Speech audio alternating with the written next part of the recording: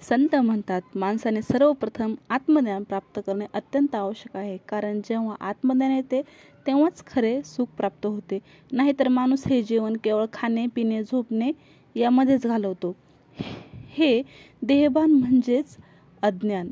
अज्ञानामुळेच माणूस दुःखात अडकलेला असतो. आत्मज्ञान म्हणजे काय? मी कोण आहे हा प्रश्न विचारणे आणि त्या उत्तराचा शोध घेणे हेच आत्मज्ञान. सद्गुरूंशिवाय हे शक्य नाही. सद्गुरू म्हणजे आत्मज्ञान देणारा दीप. ज्ञान हे धन आहे, ते न चोरी जाते न गमावता येते, ते वाढतच जाते. त्यासाठी नम्रता, श्रद्धा आणि सतत अभ्यास आवश्यक आहे. आपले मन शांत ठेवा, हे विचार ऐका आणि त्यातून जीवनाला दिशा द्या. आपला आजचा टॉपिक आहे श्री गुरुकृपा.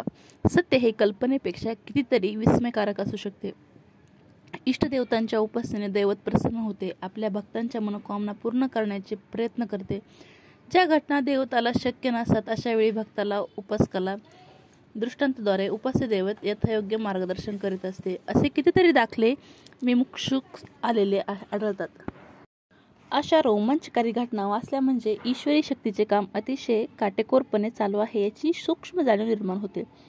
श्री क्षेत्र त्र्यंबकेश्वर येथील ब्रह्मगिरीवर निवृत्तीनाथाला घाबरून पळावयास लावून दुर्गम गुहेच्या प्रवेशस्थळी आणून धीरगंभीर आवाजात हाक मारणारे गहिनाथ निवृत्तीनाथांना गुरुमंत्र देऊन सनात करतात. प्रखर बुद्धिवादी नरेंद्र उर्फ विवेकानंदांच्या सर्व भ्रांती संपवून मी तुझ्या प्रतीक्षा करीत होतो असा दिलासा देऊन आत्मज्ञान देणारे श्री महाकाली उपासक श्री रामकृष्ण परमहंस आदी प्रसंग आठवले म्हणजे गुरुतत्वाची स्पंदने योग्य सद्गुरूची भेट घालून देतात हे पटते. ही गुरुतत्वाची शक्ती मात्र कोणत्या माध्यमातून साधकांपर्यंत पोहोचेल याचा नेम नाही. अनेक पात्र उपासकांना, विमुक्षांना, साधकांना वेगवेगळ्या उपास्य देवतांनी, इष्टदेवतांनी पुढील प्रगतीसाठी मार्गदर्शनासाठी श्री स्वामी समर्थांकडे पाठवलेले आहे व अशा पद्धतीने महाराजांकडे आलेल्या साधकांना महाराजांनी जवळ घेऊन त्यांना त्यांच्या जन्मांतरीचे भोग संपवून त्यांच्या पाठीशी सावलीसारखे पाठीशी राहून सांभाळ केला आहे. बिडकर महाराजांचे उदाहरण सद्गुरू शोधणाऱ्या साधकाला अतिशय प्रेरणादायी ठरेल. श्री अक्कलकोट स्वामींनी पदोपदी प्रत्येक टप्प्यात त्यांचा कसा सांभाळ केला हे पाहिले म्हणजे मन आनंदाने भरून येते. श्री स्वामींच्या चरणी नतमस्तक व्हावेच लागते. आत्मसुखाच्या प्राप्तीसाठी बिडकर महाराज उपासनेमध्ये कार्यरत असताना इष्टदैवत मारुतीरायाची उपासना करीत होते. प्रातःकाळी मारुती मंदिरात जावे, हनुमान कवचाचे पाठ करावेत, मारुतीरायास कळवळून आळवावे, त्यांची करुणा भाकावी अशी रात्रंदिन मारुतीरायाची दृढ उपासना चालू होती. एका पहाटे त्यांना अंजनी सुताने दृष्टांत दिला, पुढील मार्गदर्शनासाठी अक्कलकोट स्वामींचे दर्शन घे. बिडकर महाराजांना अतिशय आनंद झाला. आपले काम होणार असा दृढ आत्मविश्वास निर्माण झाला. बिडकर महाराज स्वामीनामात दंग होऊन मारुतीरायांच्या दृष्टांताप्रमाणे अक्कलकोटला पोहोचले. सर्व नगरी आनंदाने व आवडीने स्वामींना आळवीत होती. बिडकर महाराज अक्कलकोट येथे आप्पासाहेब शेरखाने यांच्या घरी उतरले. स्वामींचे दर्शन घेतल्याशिवाय जेवण करणार नाही असा निश्चय बिडकर महाराजांनी केला. शेरखाने त्यांनी सांगितले की तुमचा निश्चय टिकणे कठीण आहे, कारण स्वामी आता राजवाड्यात असून आठ दिवस ते बाहेर पडत नाहीत. बिडकर महाराजांनी मग एक दिवस अन्न ग्रहणच केले नाही. स्वामी भेट दिवसभर मिळाली नाही. इकडे राजवाड्यात श्री स्वामींना अंतर्दृष्टीने बाहेरची कल्पना आली. त्यांनी राजवाड्यात दंगा सुरू केला. हमारे को बंदी खाने में डालता है, लोगों को तकलीफ होती है, दर्शन भी नहीं मिलता, हम किसी के ताबेदार नहीं है असे म्हणून महाराज लगेच राजवाड्याबाहेर निघून आले. बिडकरांना हे समजतात अत्यानंद झाला व महाराजांच्या दर्शनास ते गेले. पूजेचे साहित्य घेऊन महाराजांनी नम्र भावाने पूजा केली.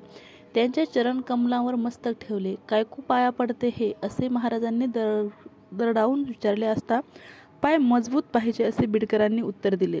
उधर देख, स्वामींनी बोट दाखवले. त्या दिशेकडे एक मृगजिन होते. बिडकरांनी निश्चितच काय करावे हे न उमगल्यामुळे स्वामींना ते म्हणाले, अज्ञानी आहे. काय का अज्ञान? स्वामी रागावून म्हणाले व वेड्या वाकड्या शिव्यांचा पट्टा लावला. सर्वजण घाबरले. सुंदराबाई व चोळप्पाने बिडकरांना बाजूला नेण्याचा प्रयत्न केला, पण बिडकर हटेना.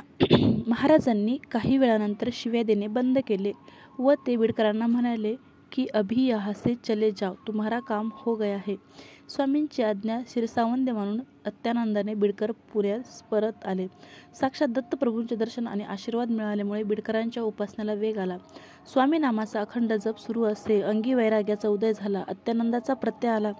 वर्षभरानंतर माघ शुद्ध 15 बिडकर महाराज अक्कलकोटला दर्शनास गेले. दर्शन झाल्यावर स्वामी महाराज म्हणाले की आंबेकर पेड़ लगा है, पर हो जाएगा तो काम हो जाएगा.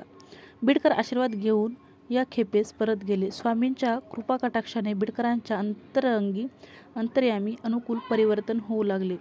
पुढच्या वर्षी बिडकर महाराज श्री स्वामींच्या दर्शनास माघ शुद्ध 15 गेले. स्वामींची काही दिवस सेवा करण्याचे निश्चय करून तेथेच थांबले. एके रात्री श्रींचे पादसंवाहन करू लागले. अखंड रात्रभर पादसंवाहन केले. पहाट झाली. स्वामी सेवा चालू होती. त्यावेळी बिडकरांची परीक्षा पाहण्यासाठी श्रींनी चमत्कार केला. स्वामींच्या दोन्ही पायातून एक मोठा नाग फुटकार टाकून पडला. बिडकर तरीसुद्धा घाबरले नाहीत. त्यांनी पादसंवाहन चालूच ठेवले. हे पाहून स्वामी म्हणाले की तू बडा जिद्दी है, चले जाओ यहाँ से. असे म्हणून त्यांनी बिडकरांना थप्पर मारली. बिडकरांची शुद्ध हरपली. सदानंद नावाच्या संन्यासाने त्यांना उचलून एका कुटीत नेले. दुसऱ्या दिवशी बिडकर शुद्धीवर आले. समाधीचा आनंद सर्वांगातून प्रतीत होत होता. सकाळी स्नान करून पुन्हा श्रींच्या दर्शनास गेले. त्यांना पाहता श्रीने दरडावून विचारले की अभी तेरे बाप का क्या लेना देना है, सेवा बनाओ. बिडकरांना हे ऐकून आनंद झाला. महाराजांनी त्यांना सहस्त्रभोजन घालण्याची आज्ञा केली. बिडकरांनी तशी व्यवस्था केली. महाराजांच्या दर्शनास गेल्यावर महाराज म्हणाले, भोजन दिया अभी दक्षिणा होना. श्रींना त्रिवान वचन घेतले व बिडकरांकडे दक्षिणा मागितली. दक्षिणा मागणी अतिशय आश्चर्यकारक होती. बिडकर किमया करून सोने बनवीत असत. महाराज त्यांना म्हणाले, तू जो जड़ी बूटी का और किमिया का धंदा करता है वो बंद कर. बिडकरांना वाईट वाटले, पण इलाज नव्हता. किमयेचा धंदा बंद झाला. त्यांचे अंगी पूर्ण विरक्ती आली. वृत्तीत आमूलाग्र बदल झाला. त्यानंतर पुढील वर्षी बिडकर अक्कलकोट येथे माय माऊली श्रींच्या दर्शनास गेले. परंतु महाराजांनी आज्ञा केली की आता नम्रता परिक्रमा पूर्ण कर आणि या परिक्रमेबरोबरच बिडकर महाराजांच्या जीवनाचा नवीन टप्पा सुरू झाला. या परिक्रमेच्या प्रवासात स्वामी महाराजांनी पदोपदी बिडकरांचा सांभाळ करून विस्मयकारक प्रचिती दिली. या प्रवासात बिडकरांना आलेले अनुभव एखाद्या रोमहर्षक कादंबरीपेक्षा श्रेष्ठ होते. या घटनांनी श्री स्वामी महाराजांचे श्रेष्ठत्व निरपवाद सिद्ध होते आणि श्रद्धा दृढतर होऊन मन महाराजांच्या चरणी धावू लागते. ओंकारेश्वरी भेटलेल्या ब्रह्मचार्याने बिडकरांना सांगितले की वाटेवर 2 गोसावी भेटतील, त्यांच्यापासून जपून राहा, त्यांच्या जवळ जाण्याचा प्रयत्न करू नका. बिडकरांना कुतूहल वाटले. त्यांनी गोसाव्यांना भेटण्याचा निश्चय केला. प्रवास चालू होता. मार्गावर एक गोसावीची पर्णकुटी लागली. त्यांनी कुटीत जाऊन गोसाव्यास नमस्कार केला. गोसावी फार कठोर वाटला. बिडकरांवर त्याने शिव्यांचा वर्षाव केला. बिडकर डगमगले नाही. त्यांनी गोसावीची सेवा करण्याची इच्छा प्रकट केली. गोसाव्याने सांगितले की माझी सेवा फार कडक आहे. बिडकरांनी होकार दर्शविताच त्या गोसाव्याने घागर देऊन भर उन्हात बिडकरांनी नर्मदेचे पाणी आणण्यास पिटाळले.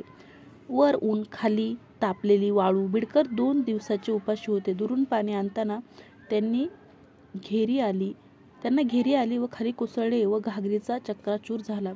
इकडे कुटीत चमत्कार झाला. गोसावी वरपांगी कठोर वाटत असला तरी कृष्ण उपासक होता. त्यांच्या पूजेत एक मनोहरी कृष्णाची मूर्ती होती. ही मूर्ती थरथर कापू लागली व तेथून आवाज आला की मला पाणी आणावयास लावतो काय. हे ऐकून गोसावी घाबरला व बिडकरांना शोधण्यास बाहेर पडला. बिडकर दिसताच त्यांचे पाय धरले व त्यांना कुटीत आणून भोजन दिले. बिडकरांना राहण्याचा आग्रह केला. रात्र झाली. बिडकर ओसरीत झोपले. गोसावी कुटीत निद्राधीन झाला. कुटीत मध्यरात्रीपर्यंत बिडकरांचा मनोमन श्री स्वामी समर्थांचा जप चालू होता. त्यांना आत काहीतरी आवाज आला. त्यांनी कुतूहल म्हणून झोपडीच्या फटीतून आत पाहिले असता त्यांना आश्चर्याचा धक्का बसला. त्या गोसाव्याने गोपीप्रमाणे घागरा परिधान केला होता व श्रीकृष्णाच्या त्या मनोहारी मूर्तीभोवती रासक्रीडेची गीते देहभान विसरून तो गात होता. मूर्तीत श्यामसुंदर प्रकटला व पाव्याचा मंजूळ स्वर येऊ लागला. बिडकर धन्य झाले. त्यांची भावसमाधी लागली व ते त्या कुटीच्या भिंतीस टेकले. त्या आवाजाने गोसाव्यास शंका आली. त्याने नृत्य बंद केले, मूर्ती वस्त्रात गुंडाळून ठेवली व कपडे बदलून दरवाजा उघडला. बघताच तर बिडकर उठून भिंतीशी बसलेले. गोसाव्याचा राग अनावर झाला. त्याने बिडकरांना बडविले आणि पुन्हा आश्चर्य झाले. मूर्तीतून कण्ह्याचा आवाज येऊ लागला. गोसाव्याने मारणे बंद केले व त्याने वस्त्रातील मूर्ती बाहेर काढली. मूर्तीच्या नेत्राशी अश्रू जमा झाले होते. गोसावी समजायचे ते समजला. त्याला पश्चाताप झाला व त्याने बिडकरांचे पाय धरून क्षमा मागितली. बिडकर ब्रह्मपदप्राप्तीच्या प्रवासात निघाले होते. त्यांना रागलोभाची पर्वा नव्हती. बिडकरांनी त्यांचा निरोप घेतला व पुढच्या प्रवासास चालू झाले. ही सर्व लीला समर्थांचीच होती. वाटेत एक गुहा लागली. त्या गुहेच्या तोंडी एक वाघ गुरगुरत होता. बिडकरांना सर्व काही स्वामीमय भासत असल्याचे त्यांनी वाघास साष्टांग नमस्कार घातला. तेवढ्यात त्यांच्या पाठीवर थाप पडली. उठून बघतात तर स्वामी समर्थ उभे होते. त्यांच्याशी काही बोलणार तेवढ्यात ते गुप्त झाले. कदाचित स्वामींना दाखवायचे होते की भिवू नकोस, मी तुझ्या पाठीशी आहे. पुढे एका योग्याची भेट झाली. त्याने बिडकरांना सांगितले की तुझी परिक्रमा येथेच पूर्ण झाली आहे, तर तू परत जा. बिडकरांना वाटेत नर्मदा मायेने गवळणीच्या रूपात दर्शन दिले. बिडकर परतले. त्यांना पूर्णत्व प्राप्त झाले होते. परिक्रमेच्या समाप्तीनंतर आध्यात्मिक जीवनातही श्री स्वामी समर्थांनी त्यांच्यावर पूर्ण कृपा केली. बिडकर महाराजांप्रमाणे असंख्य साधू योगी यांना परिपूर्ण मार्गदर्शन सदैव संरक्षण देणारे श्री स्वामी समर्थ महाराज आजही अनन्य भावाने शरण जाऊन त्यांची उपासना करणाऱ्या संसारी जीवांना कृपांकित करीत आहेत. श्री स्वामी समर्थ महाराज आजही अनन्य भावाने शरण जाऊन त्यांची उपासना करणाऱ्या संसारी जीवांना कृपांकित करत आहेत. समाजाची बांधिलकी ठेवून सामाजिक सहजीवन निर्माण करून प्रपंच नीटनेटका करून आई वडील यांचे आशीर्वाद पाठीशी घेऊन श्री स्वामी समर्थ सेवा करत राहा. स्वामी समर्थांची असीम कृपा संपादित करत आहे लाखो भाविक. अवधूत चिंतन श्री गुरुदेव दत्त. श्री स्वामी समर्थ चरणार्पणमस्तु. भाविक भक्तांनो, आज आपण आत्मज्ञान काय असतं, बिडकर महाराजांच्या स्वरूपात त्यांनी गुरुभक्ती कशी केली, त्यांना स्वामींनी कशी नर्मदा परिक्रमा घडवली, त्यांनी गुरुचा शब्द कसा शिरसावंद्य ठेवून त्यांचं म्हणणं ऐकलं, ह्या सगळ्या गोष्टीतून एकच होतं की गुरुकृपा, श्री गुरुकृपा जर जेव्हा असते ना आपल्यावर, तेव्हा अशक्य गोष्टीही शक्य होतात. माणसाने सर्वप्रथम आत्मज्ञान प्राप्त करणे अत्यंत आवश्यक आहे. आत्मज्ञान प्राप्त केलेच तरच तो सुख प्राप्त करतो, नाहीतर माणूस आपला संपूर्ण वेळ खाणे पिणे झोपणे आणि सुख उपभोगणे यातच घालवतो. त्यासाठी आत्मज्ञान म्हणजे काय, तर मी कोण आहे हा प्रश्न स्वतःला विचारायचा आणि त्याचं उत्तर शोधायचं. अवधूत चिंतन श्री गुरु. आणि ह्या सर्व गोष्टी सद्गुरूशिवाय पॉसिबल नाहीत. सद्गुरू म्हणजे आपल्याला आत्मज्ञान देणारा साक्षात दीप आहे. आत्मज्ञान हे धन आहे, ते चोरी जात नाही आणि ते गमावताही येत नाही, ते वाढतच जाते.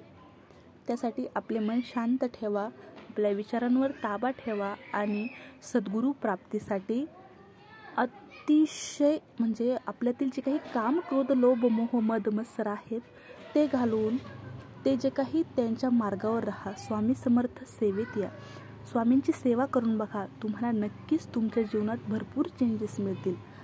अवधूत चिंतन श्री गुरुदेव दत्त. झालेली सेवा स्वामींच्या चरणी समर्पित करते.